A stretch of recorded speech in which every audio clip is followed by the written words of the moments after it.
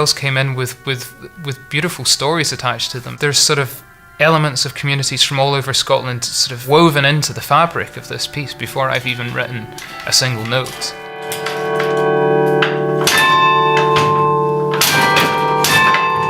In a way, the piece that you're going to hear tonight, it's sort of the tip of the iceberg of all the things that we've been doing with the SCO, as well as inviting people to contribute their sounds to the piece.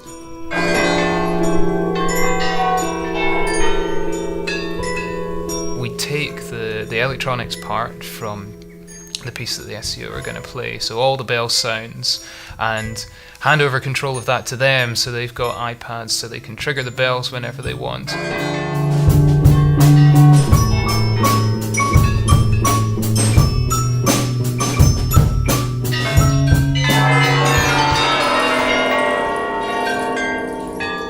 It's just completely different than anything I'd ever seen before.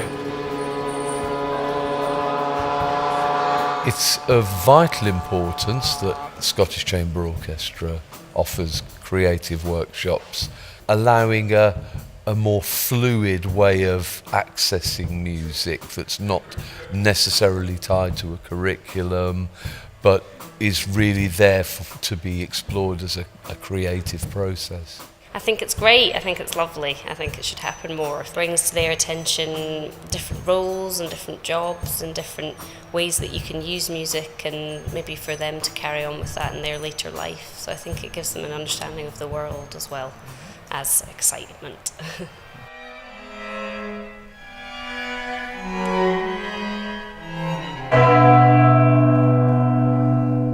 Used to seeing concerts and music from like my headphones or from quite far away, but actually seeing the musicians playing each of the separate pieces, like it's really like quite marvelous to watch.